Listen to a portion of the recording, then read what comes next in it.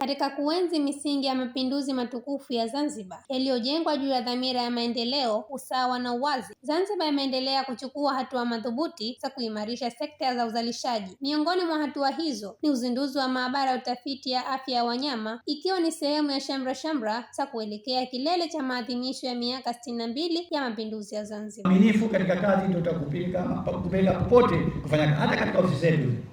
Ukiwa mwaminifu utafanya kazi. Anakuja mtu na mdudu wake, mnyama wake hapa, anapimwa, anafanya utafiti. Mgonjwa anakwambia sema tu anafaa huyo.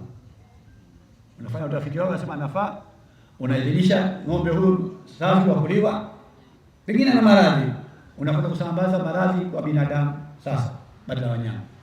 Matokeo yake wanapoteza maisha. Kosa la nani? Shilingi 200 ulizogaiwa zile.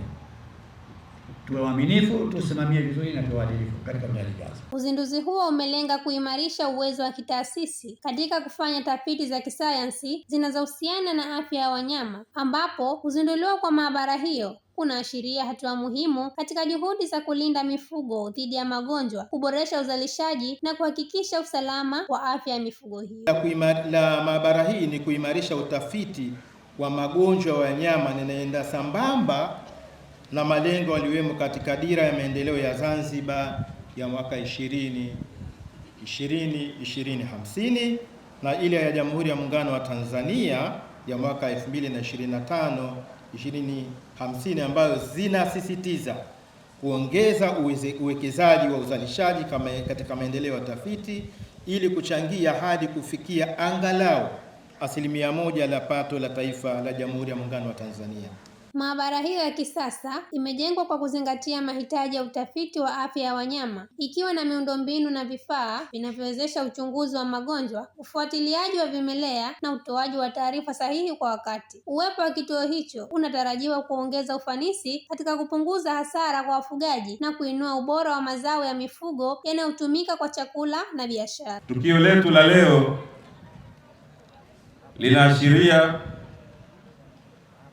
utukufu na utekelezaji na kuyaenzi mapinduzi yetu ya Zanzibar. Kwa hiyo tunamshukuru sana Dr. Hussein Ali Mwinyi, Rais wa Zanzibar na mwenyekiti wa Baraza la Mapinduzi, lakini na mama yetu Dr. Samia Suluhu Hassan, Rais wa Jamhuri ya Muungano wa Tanzania, kwa kuendelea kuyaenzi na kuyatukuza mapinduzi ya Zanzibar. Tulikuwa tumewatibu vizuri wanyama wetu, tunakwenda kukuza productivity, maziwa, nyama safi, salama, afya ya wao na sisi watumiaji. Leo mheshimiwa, umekuja kuzindua hapa, umeanza kuangalia jengo la utawala, baadaye ukapitia laboratory yenyewe, umeenda kuviona vifaa, equipment na instrument, billions of shillings ambazo zimetumia. Hii ni kuonyesha wazi kwamba wenzetu hawa wa FRI German Institute wanavyotuthamini na wanavyounga mkono maendeleo yetu.